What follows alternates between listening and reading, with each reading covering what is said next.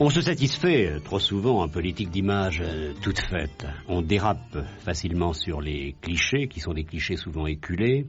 Les discours, qu'ils viennent d'ailleurs de la droite ou de la gauche, se ressemblent étrangement. Pour vous désigner, Alain Krivine, on est tombé souvent dans le banal, dans le précaire. On vous a qualifié de gauchiste. Et ce mot, je le crois, est un piège. Pour beaucoup, toutefois, il avait une vertu, il était désespérant.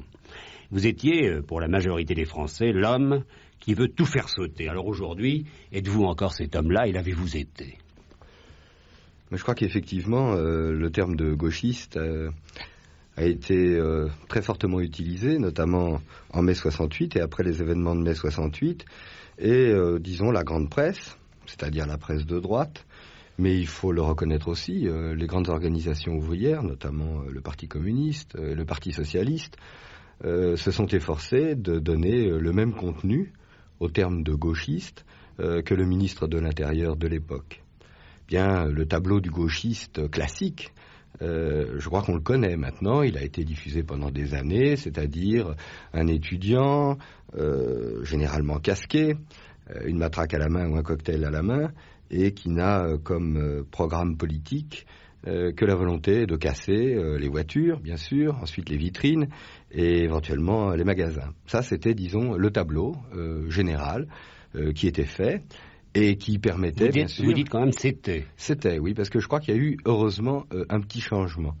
Ça permettait pour la droite de faire peur, ça permettait pour la gauche officielle et respectueuse d'esquiver le véritable débat politique sur ses carences, voire sur ses trahisons.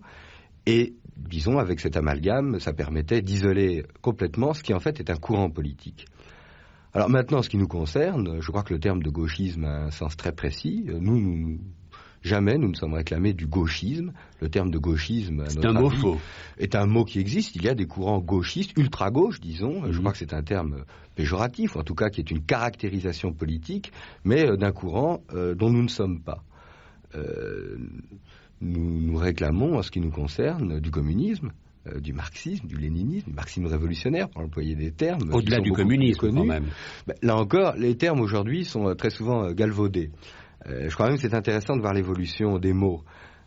Aujourd'hui, le terme de communisme ne fait pas peur.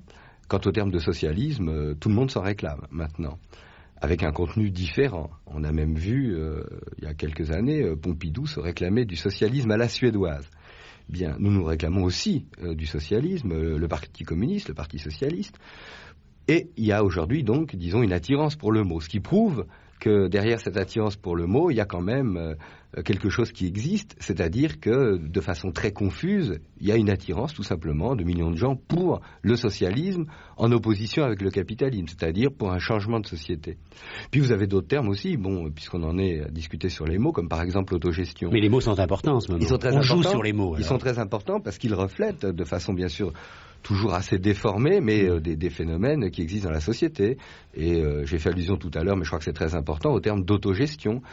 Au départ, seule une minorité des gens parlaient d'autogestion, et puis par la suite, le Parti socialiste, François Mitterrand a parlé d'autogestion, maintenant le Parti communiste parle d'autogestion. Là encore, on y met des contenus fort différents. Mais pour que quelqu'un comme François Mitterrand soit amené à parler de l'autogestion, c'est que ce terme correspond à quelque chose parmi les travailleurs. Tout bêtement, la volonté de prendre en charge et de façon directe leurs problèmes, leurs espérances, leurs luttes. Et puis ensuite, les contenus sont différents. Alors Alain Krivine, vous considérez-vous comme un travailleur? Considéré comme un travailleur, sur le plan professionnel, je travaille comme tout le monde. Moi, il s'avère que là, concrètement, tout le monde travaille. Je m'occupe d'un journal. Mais je crois que il faut rentrer dans des définitions beaucoup plus précises, si on en vient aux problèmes politiques. Il y a travail et travail, tout le monde travaille. C'est d'ailleurs l'argument des patrons, en disant « mais moi je suis un travailleur, pourquoi voulez-vous qu'il y ait des intérêts différents puisque nous sommes tous des travailleurs ?» Il y a des gens qui travaillent et qui font des bénéfices sur le travail des autres, et puis il y a des gens qui travaillent, qui vendent leurs bras, qui vendent leur cerveau, qui font aucun bénéfice et qui aujourd'hui connaissent de plus en plus la misère. Il y a des gens qui exploitent d'autres gens. Alain Krivine, vous êtes l'animateur de la Ligue communiste révolutionnaire, mais vous n'êtes pas l'homme d'un parti, vous n'êtes pas du Parti communiste, vous êtes l'homme qui dirige un journal, un quotidien, Rouge, et un quotidien qui d'ailleurs tire à 12 000 exemplaires, ce qui me paraît important. Qui vend à 12 000 exemplaires. Qui vend à 12 000 exemplaires, ce qui est encore mieux, oui. Alors, n'avez-vous pas oublié un peu de ce que vous étiez? Au commencement, vous étiez professeur. Oui.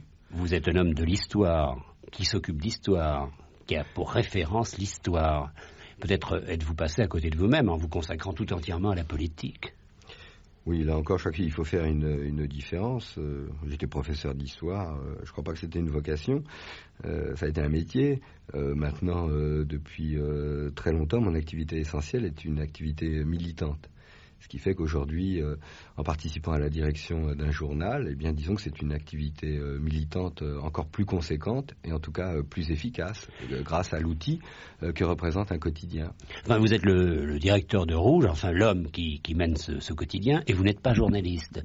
Alors d'une certaine manière, vous n'avez pas l'impression de prendre le travail de journaliste, de ceux qui ont une carte de journaliste? Mais je crois que c'est un problème important, parce que qu'est-ce qu'on a voulu faire? Effectivement, le quotidien Rouge est un quotidien qui a été lancé, c'était à Paris d'ailleurs, il y a 1 an et demi, et qui ne veut pas et qui n'est pas un quotidien comme les autres.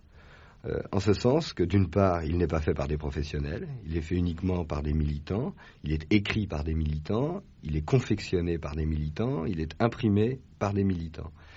Bien, donc il n'y a pas de professionnels dans ce journal.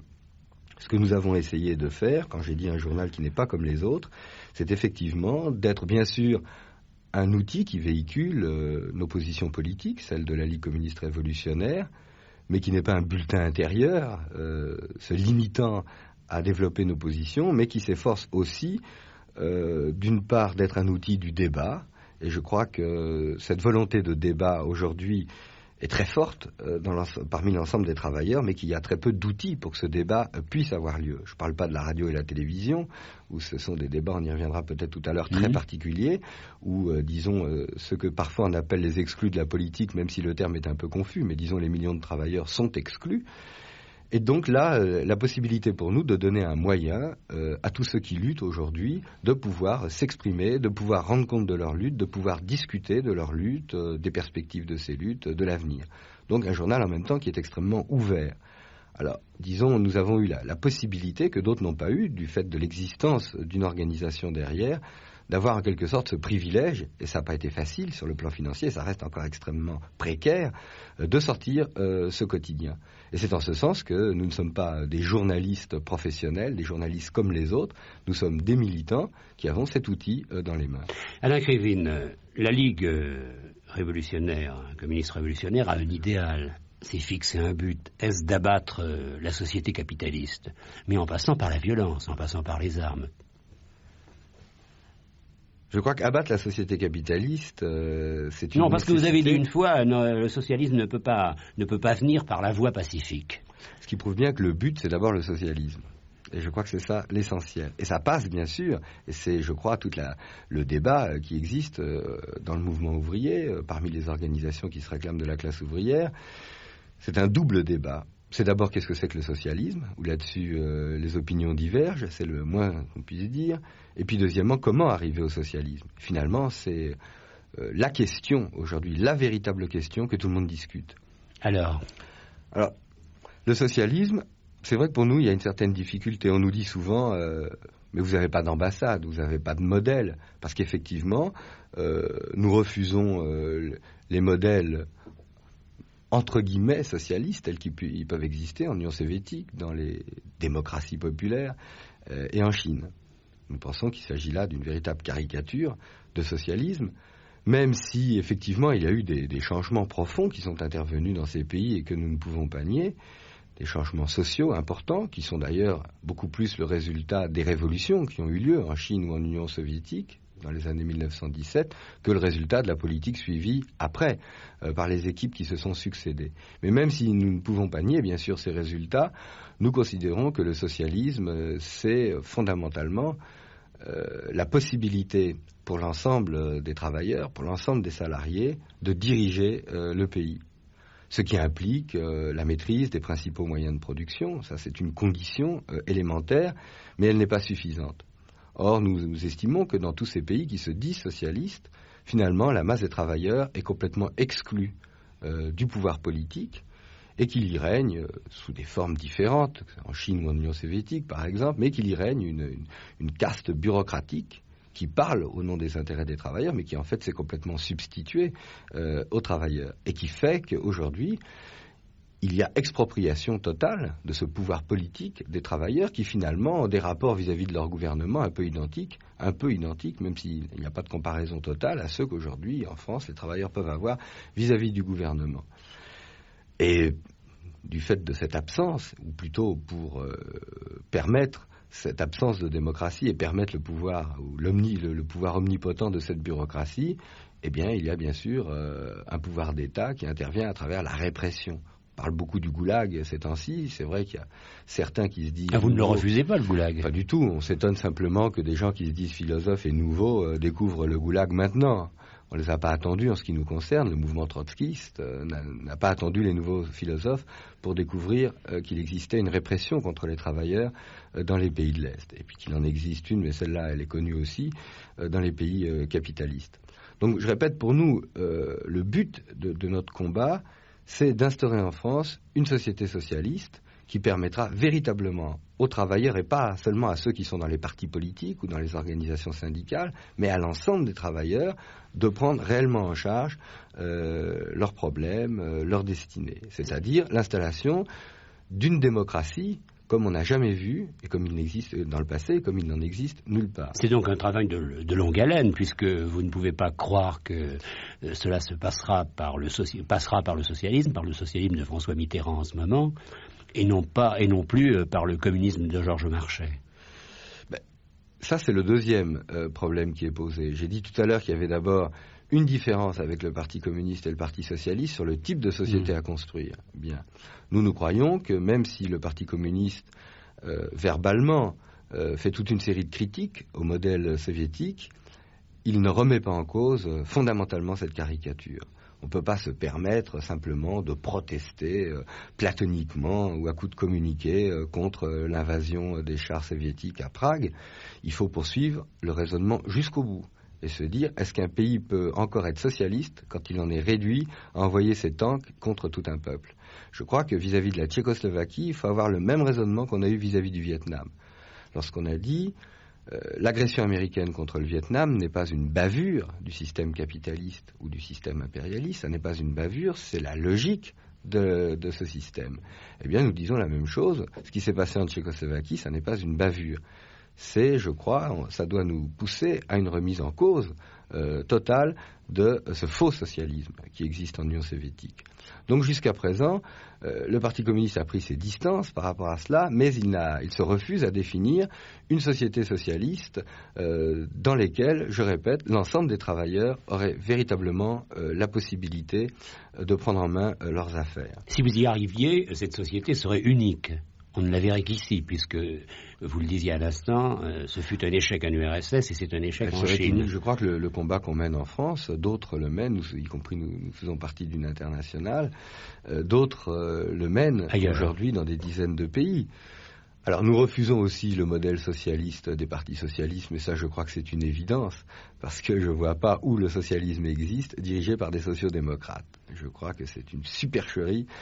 Est-ce que c'est le socialisme de Soares au Portugal qui a complètement liquidé les premières conquêtes révolutionnaires du peuple portugais et puis qui va s'allier demain ou après-demain avec l'extrême droite, avec le CDS? Est-ce que c'est le socialisme en Allemagne occidentale où on a, je crois, l'un des pays les plus répressifs de l'Europe occidentale, avec, bien, comme on le sait, le Berufsverbot, c'est-à-dire ces dizaines de milliers d'interdictions professionnelles pour les gens qui ne pensent pas comme Schmitt. Bref, je crois que ce n'est pas la peine d'insister pour démontrer que, dirigé par des sociodémocrates, il n'y a pas de socialisme.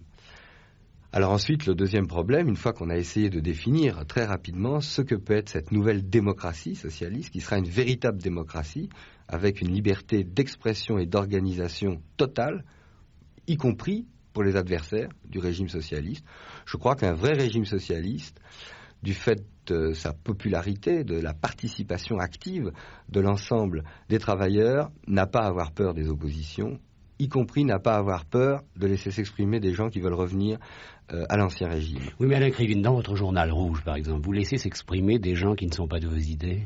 Mais dans le Journal Rouge, on s'efforce. Et c'est le commencement de votre système. On s'efforce d'avoir. C'est le commencement de notre système, non, parce que je ne crois pas qu'il y ait des petits îlots de socialisme comme ça. Aujourd'hui, on a un combat qui est très difficile, qui est très dur, qui implique une certaine lutte, certaines revendications, certaines méthodes, et qui est le combat contre la société capitaliste.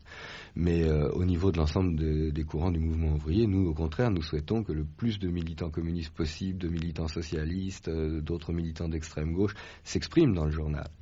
Alors maintenant, pour terminer sur ce qu'on disait tout à l'heure, il y a les moyens d'arriver au socialisme. Alors vous parliez de violence tout à l'heure, parce que... Oui, voilà. Et oui, c'est vrai que pour les gens, eh bien oui, l'extrême gauche révolutionnaire, ce sont des casseurs, etc. Mais et puis il y a votre phrase qui est très précise, on ne peut pas passer au socialisme par la voie pacifique. Oui, absolument.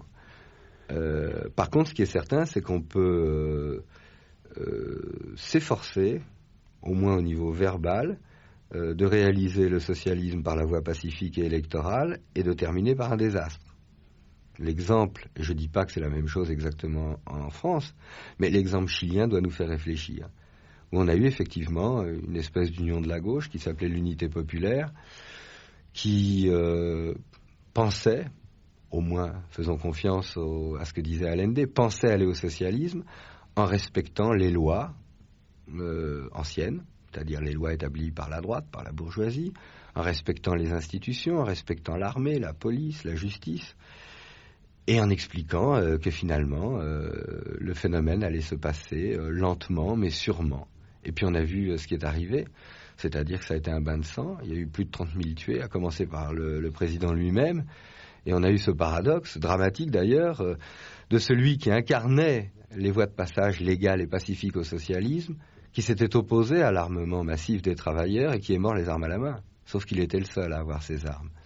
Alors le problème pour nous n'est pas d'être pour la violence, personne n'est pour la violence, je crois, absolument personne, mais il est d'essayer de voir ce qu'est la violence et d'où elle vient.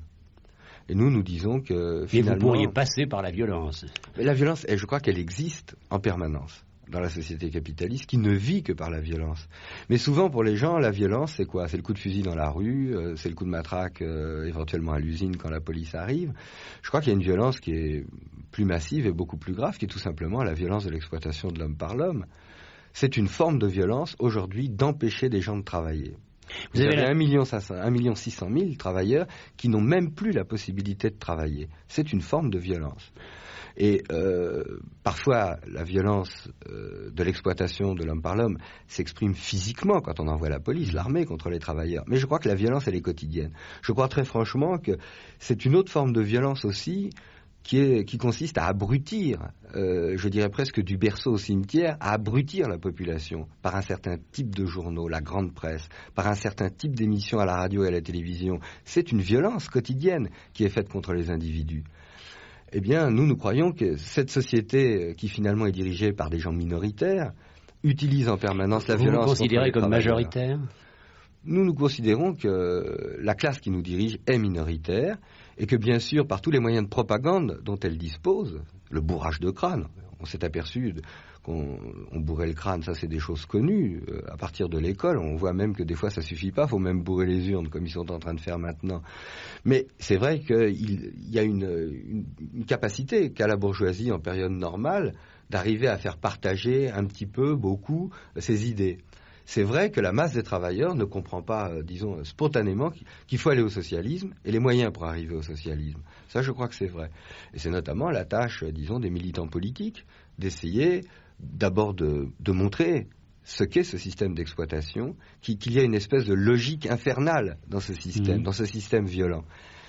Souvent, les gens s'aperçoivent, disons, de cette situation dans laquelle ils sont, de travailleurs brimés, opprimés, réprimés, mais ils s'en aperçoivent de façon partielle, sectorielle. Alors bien, un jour, c'est le cas pour des centaines de milliers de familles, on ne peut plus payer ses loyers. Il y a une impossibilité matérielle, financière, c'est même pas une grève des loyers, ce qui se passe aujourd'hui dans la banlieue parisienne, on ne peut plus matériellement payer ses loyers. Bien, on prend conscience d'une chose, mais on ne fait pas le lien avec, disons, tout ce qui est complémentaire.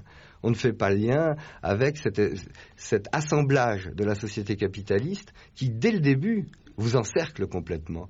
Bien, si on voulait très rapidement montrer cette espèce d'enchaînement infernal dans lequel on est, et sa cohérence, parce que ce système est bien rodé, ça commence à l'école, y compris avec cette espèce de concurrence entre les élèves qu'on essaye de faire naître à l'école, avec les examens, avec les bons points, avec bien, puis ensuite ça se prolonge au CET, où là on commence à apprendre à se taire aux élèves, la discipline, marcher au pas. Vous ne croyez pas à la discipline? Puis attendez, mais après ça continue à l'armée. Puis on sort de l'armée, les adjudants, on les retrouve sous la forme des contremaîtres à l'usine, etc. Je crois qu'il y a toute une filière. Et puis là-dessus, il y a la presse, il y a la radio qui cartonne, qui vous abrutissent, etc. Donc le but, c'est, je crois, de faire prendre aux gens conscience de cette cohérence et du fait qu'une telle société, qui est en crise maintenant, ne peut pas être réformée. Et finalement, la révolution, c'est ça. C'est pas le fait d'utiliser ou de ne pas utiliser les armes, c'est de comprendre qu'on ne peut pas rafistoler cette société, qu'on ne peut pas la réformer, et que changer la vie, ça implique, ce qui est l'espoir de millions de gens, ça implique véritablement de changer la société. Alors faisons les comptes, Alain Krivine. C'est vrai qu'il faut s'en tenir aux chiffres, puisque ce sont les chiffres qui guident les mondes en ce moment. La France est divisée en deux, à peu près 50-50, et disons que sur les 50% des voix qui vont à la gauche, vous avez, vous, Ligue communiste révolutionnaire, à peu près 5%. Donc vous êtes une minorité, mais les minorités sont importantes, elles ont leur place, elles ont leur vertu. Mais avec votre minorité, vous voulez vous imposer devant une majorité. On ne veut en aucun cas s'imposer. Vous estimez que vous avez raison, je veux dire par là, vous croyez avoir raison. Je crois que pour tout militant, de quelque parti qu'il soit, à partir du moment où on passe une partie très importante de son temps à développer toute une série d'idées, à intervenir dans les luttes, c'est qu'on croit à ce qu'on raconte, ce qui ne veut pas dire qu'on pense qu'on a la vérité avec un grand V. Je crois qu'il n'y a pas pire révolutionnaire que ceux qui pensent avoir toujours raison et qui ne savent pas reconnaître leurs erreurs. Bon, ça c'est une chose, mais fondamentalement, bien sûr, nous croyons à la justesse de notre combat. Mais nous ne cherchons absolument pas à l'imposer. Nous ne pensons pas que le socialisme viendra en France à l'issue d'un putsch ou d'un coup d'État minoritaire ou de l'activité de minorité agissante. Vous croyez à la victoire de la gauche en mars 78? Ça, c'est une autre chose. Et c'est pas non, mais enfin, votre sentiment personnel. Et c'est pas la victoire du socialisme non plus. Ce serait votre défaite, même la victoire de la gauche. Ce serait pas du tout notre défaite, la victoire de la gauche. J'ai dit tout à l'heure que la victoire de la gauche sera certainement pas la victoire du socialisme, puisque le programme commun n'a pas pour but d'instituer le socialisme. Mais je crois que si une majorité de travailleurs votent pour le PC et le PS, ça sera surtout la volonté de battre la droite. D'abord et avant tout. Quant aux capacités de la gauche, surtout maintenant, d'arriver à répondre aux revendications des travailleurs, je crois qu'il y a un scepticisme de plus en plus grand. Disons que la gauche est crédible en ce qui concerne sa capacité électorale de battre la droite, ou elle l'était en tout cas. Pour ce qui est de changer la société, et vous avez parlé des 5% qui, sur le plan électoral, est déjà représentatif. La preuve, c'est qu'on compte sur vous. Mais je ne crois pas non plus qu'on compte sur nous, sinon ça se verrait, en tout cas à l'échelle des grandes masses. Vous n'êtes pas souvent invité dans les grands débats. Oui. On voit toujours les mêmes, que ce soit à droite, au centre et à gauche. Mais ça, il faut demander pourquoi à la direction de la télévision et de la radio. Non, mais à la direction des partis, je demanderais même. Éventuellement à la direction des partis, surtout des partis de droite, parce que je crois que c'est surtout eux qui ont une quelconque Avez-vous influence été sur la invité radio par et les la partis de télévision. gauche? Écoutez, en ce qui me concerne personnellement, moi j'ai été invité il y a 2 ans et demi à un débat télévisé qui était un arme égale avec Bernard Stasi, une émission, je crois, qui cassait un petit peu par rapport au débat routinier et feutré que la gauche respectueuse et la droite qu'on n'a pas respectée généralement ont. Et puis, comme par miracle, depuis ce temps-là, j'ai plus jamais été invité à la télévision, ce qui prouve d'ailleurs finalement que liberté, égalité, fraternité, c'est très formel dans ce pays. Oui, vous avez l'impression quand même d'être très libre en France par rapport à d'autres pays. Vous pourriez vivre dans d'autres pays si vous deviez vous fixer un choix. Quelle serait votre terre d'asile? Je vous réponds d'une façon qui peut sembler primaire, à mon avis, qui l'est pas du tout. Je crois que la question, il faudrait la poser, par exemple, aux 15 000 sidérurgistes lorrains qui sont en train de perdre leur travail, et leur demander est-ce que vous êtes libre. Ben, ils vont vous répondre, pour moi, la première liberté, c'est de pouvoir travailler. Cette liberté, ils l'ont pas. Ma deuxième liberté, c'est de pouvoir me battre pour mes revendications. Quand une usine est occupée par les travailleurs, généralement 10 jours après, elle l'est par la police. Donc, là encore, c'est une liberté qui est très formelle. Et puis on pourrait continuer comme ça. Troisième liberté, je voudrais m'exprimer. Vous avez souvent vu à la télévision des sidérurgistes raconter leur vie, raconter dans quelle situation ils sont concrètement aujourd'hui. Ce sont leurs chefs syndicalistes ceux qui viennent. Il y a parfois des responsables syndicaux qui viennent, et moi je ne me plaindrai pas que les responsables syndicaux aient accès à la télévision, au contraire.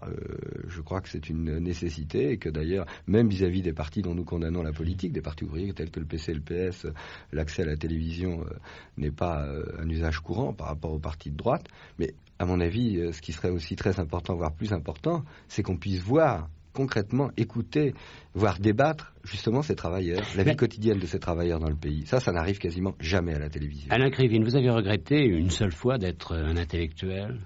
Vous n'auriez pas voulu entrer justement dans le combat des ouvriers ? J'ai absolument pas honte d'être intellectuel, ou intellectuel encore, c'est un bien grand mot, mais disons de ne pas avoir été un ouvrier.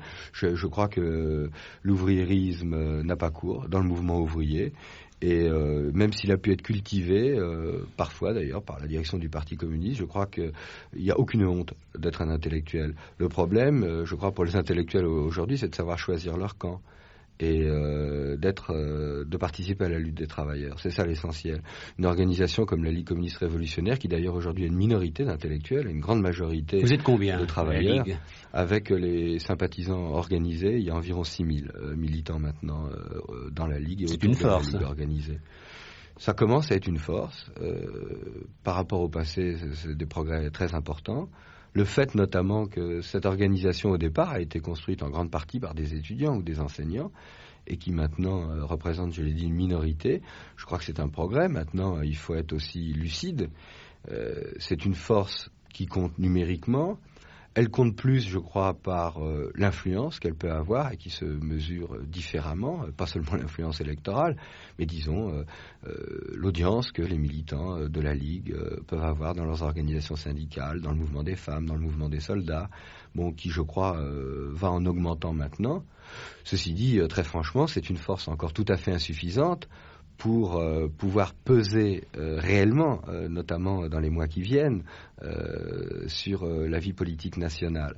Mais vous allez occuper une place dans les mois qui viennent. Le problème n'est pas... le terme d'occuper une place est très dangereux. Vous allez vous présenter, vous, Alain Krivine ? Oui, mais c'est bien ce que je disais, c'est très dangereux, parce que ce type de place, pour nous, est dérisoire. De toute manière, on n'aura jamais de place. C'est la seule manière de s'exprimer. Je ne crois pas que le Parlement soit la seule manière de s'exprimer. Vous refusez le Parlement. Je crois que le Parlement tel qu'il est à l'heure actuelle et le système parlementaire tel qu'il est à l'heure actuelle, c'est une façon d'esquiver les problèmes. Je ne crois pas qu'aucune conquête des travailleurs n'a été obtenue par le Parlement. Même celles de 1936, elles ont été obtenues par la grève générale. Alors parfois le Parlement est obligé de ratifier ou de pas ratifier d'ailleurs, mais très franchement c'est quelque chose de dérisoire. C'est une fausse démocratie, la démocratie parlementaire. Je crois que quand on parle de démocratie, il y a deux conceptions de la démocratie. D'ailleurs, vous avez dit tout à l'heure qu'il n'y avait pas d'exemple dans le monde. Non, mais il y a déjà, disons... des mini-exemples, si on veut, parce que on peut nous dire refuser la démocratie parlementaire, c'est bien joli, mais qu'est-ce que vous mettez à la place ? Oui, justement. Je crois que c'est toute la différence entre le fait, une fois, je répète, je reprends pas ce que j'ai dit tout à l'heure, qu'on a le crâne bien bourré, et puis les urnes, et puis etc. Alors ensuite, on va à l'isoloir, on est isolé, on fait la queue leu, un adjudant, un patron, un soldat, un ouvrier, un patron, un adjudant, un curé, etc. Bon, c'est ça la démocratie parlementaire. On va à l'isoloir, le terme lui-même est tout un programme, c'est-à-dire le gouvernement aime bien les travailleurs quand ils sont isolés, quand ils sont dans l'isoloir, quand c'est pas une force collective. Mais tout le monde y va, là. Tout le monde y va, bien sûr, et puis on a l'impression que la voix, le travailleur de chez Dassault a l'impression que sa voix était à égalité avec celle de Dassault, puis quand il rentrera le lendemain à l'usine, Dassault sera toujours patron et lui il sera toujours ouvrier exploité. Donc ça, je crois que c'est une démocratie qui est tout à fait formelle. On élit des gens qu'on connaît pas, qu'on ne contrôle pas, qu'on ne peut pas révoquer, qui n'ont de compte à rendre à personne. C'est une démocratie tout à fait formelle. Maintenant, dans les luttes, il y a d'autres formes de démocratie qui sont apparues. Par exemple, quand vous avez une grève, un mouvement de grève, que vous avez une assemblée générale des travailleurs qui se réunit, toutes tendances confondues, syndiqués, non syndiqués, tous les syndicats présents, syndiqués présents, qu'on élit un comité de grève, c'est-à-dire des travailleurs du rang, qu'on connaît, qu'on voit tous les jours, qu'on contrôle, qu'on peut révoquer éventuellement, eh bien là, je crois que c'est une autre forme de démocratie. Là, il y a véritablement une représentation et une représentativité, parce que c'est l'émanation directe des travailleurs, organisés collectivement, et à ce moment-là, je crois qu'on a effectivement l'expression, et une expression contrôlée de ce que pense l'ensemble des travailleurs. Et finalement, le socialisme, c'est d'arriver à mettre sur pied une société J'ai pris l'exemple d'un comité de grève, mais disons, dans lequel les travailleurs aient les moyens, pas seulement au niveau de la Constitution, mais et véritablement les moyens, par le biais de ce type de représentation, de diriger la politique du pays, les grands axes de la politique du pays. Et puis bien sûr de diriger leur usine. Mais vous ne m'avez pas répondu tout à l'heure, Alain Krivine. Je vous demandais si vous vous présentiez au mois de mars. Et si vous auriez des candidats représentant la Ligue communiste révolutionnaire. Alors moi, personnellement, je ne me présente pas, mais il va y avoir pour ces élections 250 candidats qui vont être présentés par 3 organisations qui ont réalisé un accord politique, à savoir la Ligue communiste révolutionnaire, l'Organisation communiste des travailleurs et les comités communistes pour l'autogestion. Et nous nous sommes répartis, les 250 circonscriptions, nous allons présenter des candidats au premier tour. Avouez que les choses sont difficiles pour ce qui concerne la gauche, parce que vous êtes un homme de gauche, Alain Krivine. 2 grands partis sont en présence, le Parti communiste, le Parti socialiste. Et vous dites, vous, s'ils accèdent au pouvoir, ils trahiront de toute manière la classe ouvrière. Pourtant, vous allez voter pour eux. Oui. Oui, et je vois tout de suite d'ailleurs les auditeurs communistes, par exemple, qui s'attendent de ma part à ce que l'humanité appelle un couplet anticommuniste. Pourquoi nous disons que nous n'avons pas confiance dans le PS et le PS? Pas parce que, comme ça, on est anticommuniste ou antisocialiste, pourquoi pas? Je crois que le problème est beaucoup plus simple. À partir du moment où nous sommes pour le socialisme, pour les raisons indiquées tout à l'heure, nous pensons que ce que préconise le PC et le PS dans le cadre du programme commun, indépendamment de leurs divergences qui finalement nous semblent mineures dans l'immédiat, ça n'est pas une solution qui permettra de répondre à la crise, à l'austérité, au chômage, à l'inflation, c'est-à-dire à l'augmentation des prix, mais que ce programme commun finalement est un programme de replâtrage de la société, qu'il y a une grande contradiction de la part du PC et du PS de dire justement la crise est le produit de la société, elle est le résultat direct de ce type de société, et de préconiser finalement un gouvernement qui gardera cette société. D'où nous nous disons la logique, indépendamment de ce qu'ils disent, s'ils conservent l'économie de marché, s'ils conservent la propriété privée des grands moyens de production, la nationalisation des 9 groupes c'est dérisoire, si donc ils conservent cette économie de marché, s'ils conservent Giscard d'Estaing avec tous les pouvoirs qu'il a à la présidence de la République, parce que Giscard d'Estaing c'est pas la reine d'Angleterre, c'est un véritable pouvoir politique qu'il a, s'ils gardent la Constitution, l'ensemble des institutions, eh bien, ils sont amenés, parce qu'il n'y a pas d'autre logique possible, ils sont amenés à faire de l'austérité, une politique d'austérité, comme, bien sûr, comme Schmitt en Allemagne, mais comme Carillo en Espagne, ou Berlinguer pour le Parti communiste italien en Italie. Donc nous disons, ce programme commun n'est pas un programme anticapitaliste et ne permettra pas de répondre aux revendications des travailleurs. C'est donc pour ça qu'on se présente au premier tour. Nous avons un désaccord total avec ce programme et au premier tour, nous tenons à développer nos idées et notamment à faire des propositions sur quelle lutte aujourd'hui, quel type de stratégie centrale on peut tout de suite opérer contre le plan Barre, parce que finalement le plan Barre a réussi, j'entends pour la bourgeoisie, ils ont réussi à l'imposer. Et pour dire aux travailleurs, c'est très bien demain d'empêcher l'austérité de gauche, mais qu'on fait les partis de gauche aujourd'hui contre l'austérité de droite. Et au second tour, vous allez vous désister pour qui? Pour le Parti communiste ou pour le Parti socialiste? Au second tour, nous ne faisons pas de choix entre le Parti communiste et le Parti socialiste, je le répète, parce que fondamentalement leur projet est assez commun, même si aujourd'hui il y a une rupture qui tient beaucoup plus à la volonté de rééquilibrage du Parti communiste par rapport au Parti socialiste et disons à une volonté d'avoir un poids plus important qu'à la Libération, à la tête des entreprises nationalisées, dans le gouvernement. Bien, mais toujours pour mener une politique d'austérité. Donc nous ne faisons pas de choix entre le PC et le PS. Par contre, ce que nous considérons, c'est qu'il y a aujourd'hui une majorité, on peut le dire, une majorité de travailleurs qui veut chasser la droite, au moins comme premier objectif. Bien, et nous n'allons mettre absolument aucun obstacle à cette volonté de chasser la droite. Le PC et le PS ont la confiance de millions de travailleurs. Et au deuxième tour, nous dirons aux travailleurs, bien, vous croyez que le programme commun va permettre de répondre aux revendications? Nous avons ensemble les mêmes revendications. Nous ne croyons pas qu'un ministre communiste du Travail va aujourd'hui répondre à vos revendications. Ceci dit, la victoire du PC et du PS va permettre électoralement de battre la droite. Et deuxièmement, nous ne voulons donner, disons, aucun prétexte, en votant contre eux, aucun prétexte au Parti communiste et au Parti socialiste pour laisser tomber les revendications des travailleurs. Et aujourd'hui, s'abstenir, je crois que ça serait un vote totalement irresponsable. Non seulement ça permettrait à la droite de rester en place, mais ça permettrait, y compris au PC et au PS, de tergiverser sur les revendications ouvrières en disant regardez, bien.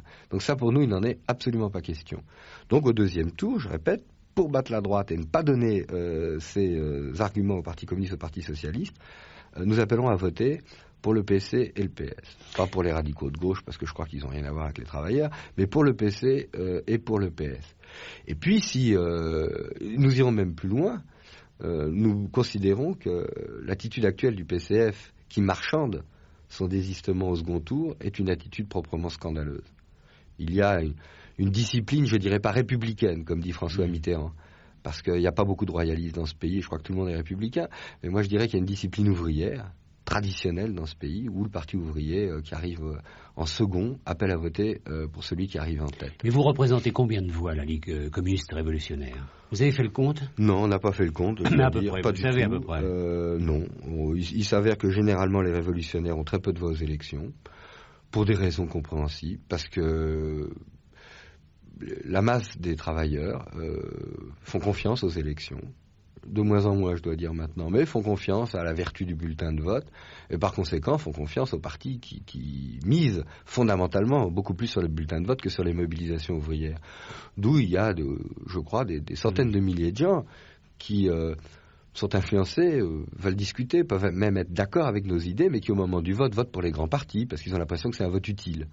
Bien. Donc généralement, on avait des scores qui étaient entre 1 et 3%. Municipal, il y a une moyenne de 5% pour les listes pour le socialisme, le pouvoir aux travailleurs. De 5% et parfois 12% dans certaines villes. On joue avec 5%. On joue. Non, je crois que ça reprend la question initiale. C'est intéressant ce vote. Ça ne veut pas dire que les 5% de travailleurs qui ont voté pour nous au municipal sont d'accord avec notre programme. Je ne crois pas. Je crois que à la fois c'est un vote de défiance par rapport au PC et au PS. L'idée que finalement on va encore se faire avoir. Ça, c'est une idée. Il y a eu trop d'expériences où les travailleurs ont eu le sentiment que finalement tous les grands mouvements sont terminés par l'échec, que ce soit en 1936 à la Libération, et de dire au moins l'extrême gauche révolutionnaire, c'est un peu une garantie même si elle est faible. Puis il y a, par rapport à ce qu'on disait donc tout à l'heure, finalement l'image du gauchiste entre guillemets classique, ça prouve qu'elle a un peu disparu. C'est que les gens sont aperçus qu'ils ne votaient pas pour des casseurs, mais qu'ils votaient pour une organisation communiste. Et vous pensez que le PC, le Parti communiste et le Parti socialiste vont s'entendre avant mars? Quel est votre diagnostic? Je crois que la direction du Parti communiste français est dans une impasse à l'heure actuelle et qu'elle louvoie à court terme. Ils ont vraisemblablement, ils pensaient faire reculer le Parti socialiste. Parce que je crois qu'ils veulent aller au gouvernement. Et là-dessus, on peut faire confiance à Georges Marchais. Ils n'ont pas d'autre solution que d'être candidats au gouvernement. Je ne dis pas qu'ils y vont de gaieté de cœur, vu la crise, mais ils n'ont pas d'autre solution que d'aller au gouvernement. Ils peuvent plus se limiter uniquement à des revendications de caractère syndical. Aujourd'hui, les travailleurs veulent changer la vie, veulent changer la société. Il faut donner des solutions politiques. Maintenant, ils ne veulent pas y aller à n'importe quelle condition. Et le développement électoral du Parti socialiste, cette concurrence, fait qu'aujourd'hui le Parti communiste tient à y aller avec des garanties politiques suffisantes. Des garanties politiques, j'ajoute, justement, même s'ils ne le disent pas, parce que le PC sait très bien qu'il va faire de l'austérité, que la seule façon de faire passer la politique d'austérité demain, c'est de pouvoir dire aux travailleurs, écoutez, il faut vous serrer la ceinture, on vous l'a déjà demandé à la Libération, mais en échange, regardez, on a tant de strapontins au gouvernement, parce que ce sera des strapontins, on peut faire confiance à Mitterrand. Vous êtes dans une entreprise nationalisée, oui, il faut vous serrer la ceinture, mais regardez, le conseil d'administration, il est dans les mains de la CGT, alors il faut attendre, ayez confiance. Je crois que leur volonté d'avoir un poids dans l'appareil d'État, c'est justement pour faire passer la pilule de l'austérité. Maintenant, entre les deux tours, il peut y avoir un accord électoral qui ne sera plus le programme de gouvernement. Il peut y avoir un accord électoral entre les deux tours.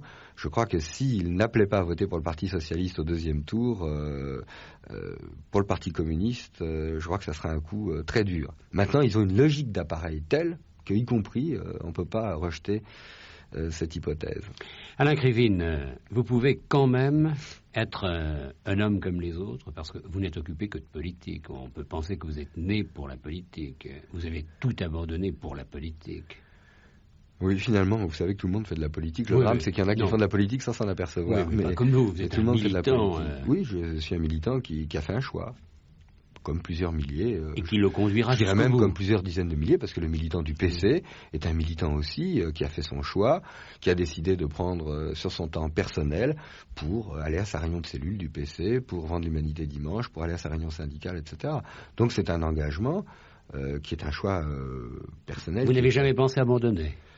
Non, jamais. Faire autre chose, vous débarrasser complètement de la politique, non. Vivre pour vous. Non, je sais qu'il y a un argument que vous ne pourrez pas donner, qu'on m'a souvent donné, mais il y a 10 ans, sur le thème, ça passe avec l'âge, et ben c'est pas passé.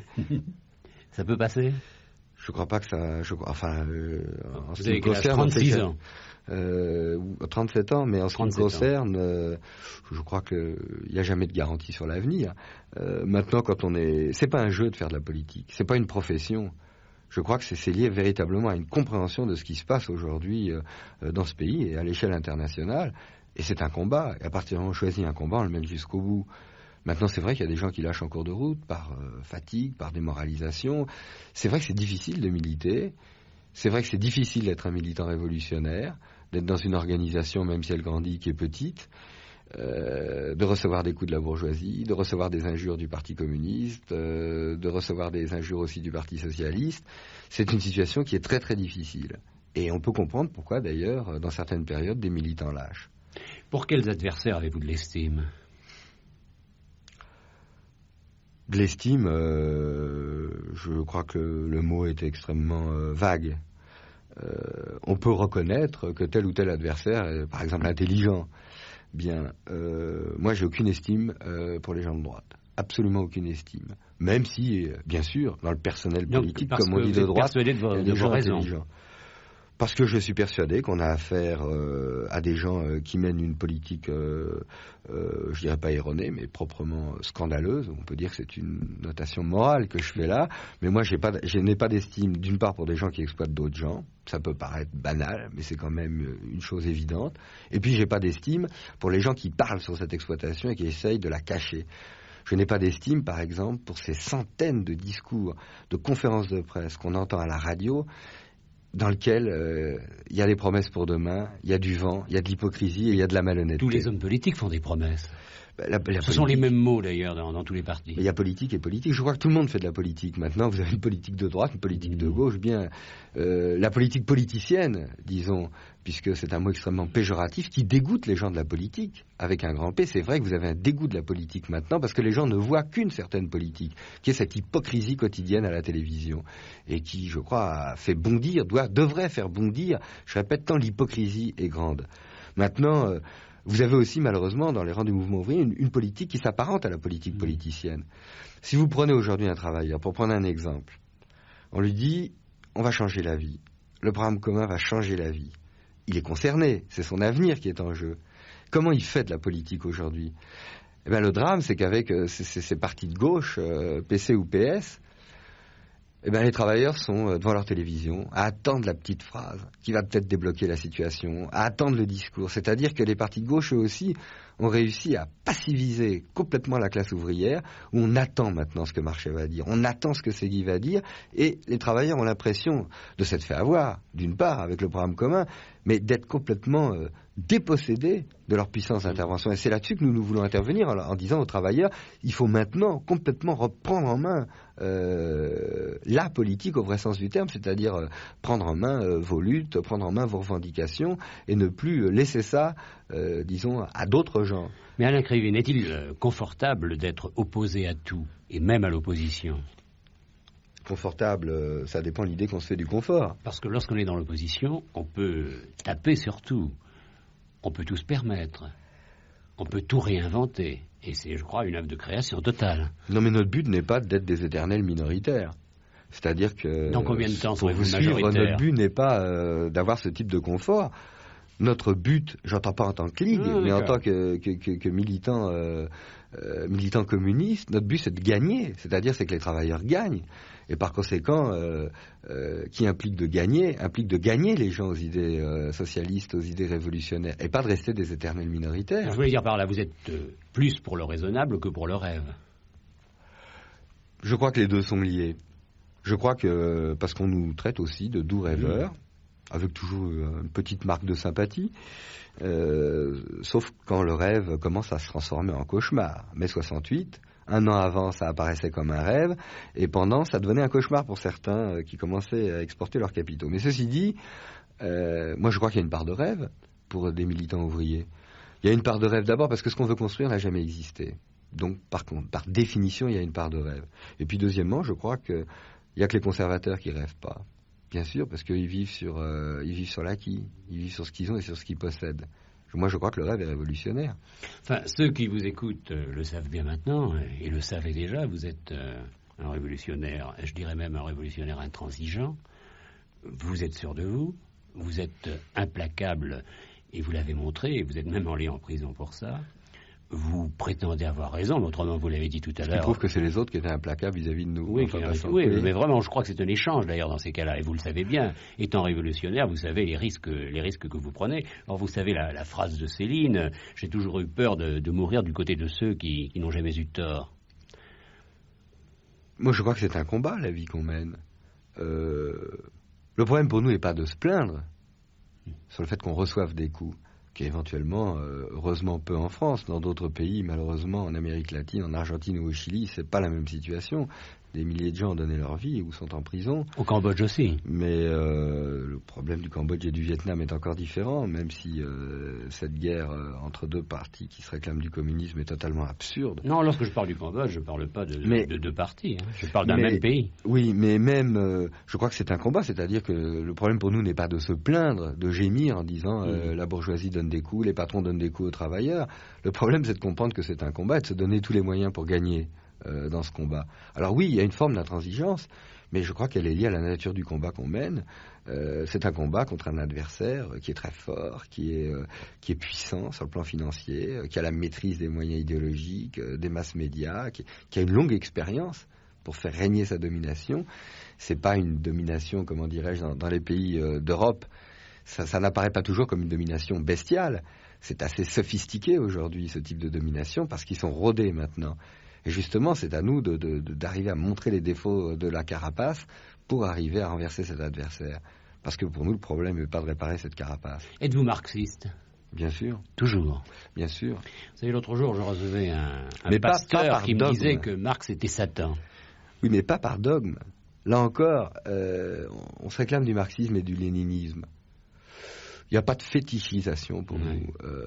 De même le parti, vous ne m'avez pas posé la question, mais on dit toujours vous êtes des fervents défenseurs du parti, du centralisme, etc. Ce n'est pas du tout par dogme. C'est en fonction d'une analyse, à savoir, je ne pense pas que le marxisme, en tant qu'explication des luttes sociales, des luttes de classe, soit dépassé, mais je ne crois pas non plus que c'est une Bible.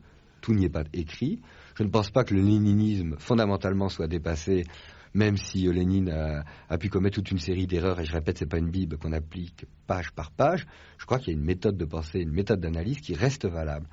Le jour où on nous démontrera, par exemple, que l'État bourgeois n'est plus comme avant, que le patronat n'est plus comme avant, que l'exploitation de l'homme par l'homme n'est plus comme avant, il est évident que nos outils de pensée, nos outils d'action, par exemple le parti, devront être changés.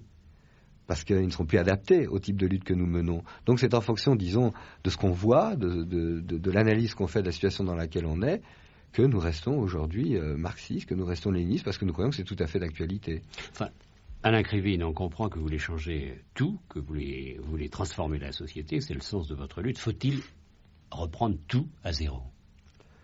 Tout à zéro, ça a l'air d'impliquer, on fait table rase. Ah, moi je vous pose la question. On recommence. Ah oui, non, je dis bien à zéro, c'est-à-dire table rase. Table rase, non. Pourtant, vous sembliez dire cela tout à l'heure. Non, quand nous parlons de changement, et de changement... On brûle et on recommence. Non, de changement révolutionnaire, c'est en fonction tout simplement de ce que n'importe qui peut constater tous les jours. Je prendrai un seul exemple. Aujourd'hui, on se bat pour la semaine de 40 heures. Ça a été voté en 1936. Et ça reste encore une revendication. Bien, alors les gens sont en droit de se demander qu'est-ce qu'il fallait changer d'autre pour pouvoir avoir cette revendication. Mais c'est tout simplement que les travailleurs n'avaient pas le pouvoir. En 68, il y a eu les accords de Grenelle. Qu'est-ce qui reste maintenant ? Il reste un recul du niveau de vie de 3% pour la masse des travailleurs. Donc les gens disent, c'est qu'on n'a pas changé assez, c'est que la petite réforme ne suffit pas. Et donc, c'est ça le changement révolutionnaire, c'est le changement de société. Et je crois que c'est ça qui est l'essentiel. Maintenant... on a parlé de démocratie tout à l'heure. Moi, je crois qu'il y a toute une série d'acquis démocratiques dans ce pays, qui sont d'ailleurs non pas le résultat des lois, mais le résultat de toutes les luttes accumulées des travailleurs dans toute l'histoire du mouvement ouvrier, commencé d'ailleurs par les grandes luttes de 1936, celles qui sont menées à la Libération et après. Il ne s'agit pas pour nous de faire table rase de cela. Quand nous disons par exemple que la société que nous voulons construire, qui sera véritablement une société autogérée, eh bien ça signifie qu'elle sera 10 fois, 100 fois, 1000 fois plus démocratique que, disons, les balbutiements de démocratie bourgeoise qui nous restent encore. Donc il ne s'agit pas de faire table rase. Par contre, il s'agit de comprendre qu'on ne pourra pas arriver à ce changement de société en conservant les vieilles structures qui ne sont pas neutres, qui ont été mises en place depuis des dizaines d'années par la classe dominante. Je faisais allusion au Parlement, à la justice, à l'armée, etc. Il est évident que là-dessus, il faut supprimer complètement ces institutions et ces structures, et il faudra que les travailleurs mettent à la place d'autres structures, de conseils d'ateliers, de comités de quartier, etc. C'est-à-dire tout un réseau de comités représentatifs des travailleurs type de structures qui seront liées justement au type de pouvoir qui existera, qui sera cette démocratie socialiste. Alain Krivine, l'autre jour, j'accueillais un pasteur roumain, Richard Wurmbrand, qui me disait que en Union soviétique et ailleurs, dans les pays communistes, il y avait eu énormément de tortures, énormément de morts, et bien évidemment, dès lors qu'il disait ces choses-là, le téléphone n'en finissait pas de sonner de gens qui disaient « Comment vous avez le toupet de dire des choses comme celle-là à la veille des élections ?» Et aujourd'hui, j'en suis persuadé, d'autres gens téléphonent en disant « Comment vous recevez Alain Krivine ?» Alors, cette intolérance va-t-elle durer longtemps? Parce que moi, j'estime que des gens ont des idées à défendre. À partir du moment où ils doivent les défendre, ils doivent avoir accès aux moyens pour les défendre. Mais cette intolérance, vous l'avez aussi, vous êtes vous aussi un peu intolérant, puisque un jour, vous ne permettrez peut-être pas aux autres de parler. Non, j'ai dit l'inverse tout à l'heure. Vous l'avez dit, c'est vrai, mais j'ai dit exactement l'inverse, et je dois même dire que là-dessus, on a évolué. On a évolué. Oui, parce que ça n'était pas le même. Il est clair qu'il y a quelques dizaines d'années, disons les militants communistes, au vrai sens du terme, expliquait que dans un régime socialiste, il ne devrait y avoir de liberté que pour ceux qui se réclament du socialisme. Oui. Et je crois que l'expérience stalinienne a montré que c'était très dangereux. Qu'à partir du moment où on interdit à une catégorie de gens de pouvoir s'exprimer, très rapidement, on a la même attitude dans son propre parti ou dans ses partis qui se réclament du socialisme, dans ses syndicats. On catalogue immédiatement une minorité oppositionnelle comme pro-capitaliste. Et si on a interdit les pro-capitalistes, on interdit cette minorité, et puis on en arrive à une absence totale de démocratie. Et je répète, un véritable régime socialiste n'a pas à avoir peur de voir des gens défendre les idées, des idées capitalistes, de retour à l'ancien système. Je crois que le régime sera assez fort, assez solide pour les isoler, faire en sorte que ces idées soient minoritaires. Faut-il faire le bonheur des gens sans leur demander leur avis? Ce que, d'une certaine manière, vous voulez faire. En aucun cas. Sans leur demander leur avis, absolument pas. Il n'y aura jamais de socialisme en France sans la participation des millions et des millions de travailleurs. On ne fera pas le socialisme contre eux, sans eux et en dehors d'eux. C'est totalement exclu, ou alors ça ne sera pas le socialisme, ça sera une caricature. Il y a une petite phrase de vous qui m'inquiète, Alain Krivine. Vous avez dit « Je préfère voir des armes dans les mains des militants du Parti communiste que dans celles des paras ». Moi, je préférerais qu'il n'y ait pas d'armes du tout. Ben, moi aussi, bien sûr, mais c'était une réponse à un débat organisé avec Fred Zeller, qui expliquait qu'à l'époque de l'OAS et du putsch fasciste, etc., lorsqu'on parlait de la possibilité de riposter à l'invasion des parachutistes en France et qu'on posait le problème de l'armement des travailleurs, disait non, ça aurait été le PC. Et moi, à l'époque, et je maintiens, je lui ai dit que je préférais, même si c'était le PC, voir des militants communistes armés que des parachutistes armés. Maintenant, le problème des armes, très franchement, je suis venu ici sans armes. Si vous invitez un colonel de parachutistes, il aurait peut-être son arme au vestiaire, mais... J'espère que non, j'espère que non. Mais il y a cette phrase de Fred Zeller, il faut de nos jours cesser de croire et de dire que seule la classe ouvrière est révolutionnaire.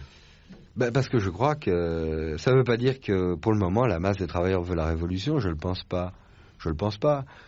Pour les raisons indiquées tout à l'heure, c'est pas quelque chose de spontané, surtout vu le type d'éducation qu'on reçoit. On n'apprend pas à l'école la nécessité de faire la révolution, mais au contraire d'être sage. Je ne crois pas qu'en règle générale, ce soit un phénomène de masse spontané, bien sûr. Maintenant, je crois que c'est la seule classe qui n'a rien à perdre à un bouleversement total de la société. Elle a, comme on dit, elle a tout à y gagner parce qu'elle ne possède absolument rien. Et disons, c'est la seule classe qui a véritablement intérêt à un changement révolutionnaire de cette société. Alain Krivine, si demain vous gagnez 800 millions d'anciens francs comme cela est arrivé au loto, qu'en feriez-vous? Il serait pour vous? si je gagnais une telle somme, n'est-ce pas, je crois que sa direction serait évidente. Elle serait laquelle? Ce serait votre journal? Elle serait versée directement pour le combat des travailleurs, c'est-à-dire notamment à l'organisation dans laquelle je suis membre, c'est-à-dire à la Ligue communiste révolutionnaire. Ça serait une aide considérable pour développer ce combat pour le socialisme. Il y a une question que l'on ne se pose pas, ou peut-être... Je vous dis tout de suite que je ne joue pas au loto. Que l'on se pose un peu trop, je parle de la question. Et si la France, ou plutôt si les Français en avaient assez d'entendre parler de politique, parce que ces 3 mois quand même sont très fournis de ce côté-là. Je crois que les Français de plus en plus en ont assez de la politique politicienne qui n'est pas la leur. Le problème, c'est que les travailleurs commencent à faire véritablement de la politique, c'est-à-dire leur politique. Merci Alain Krivine.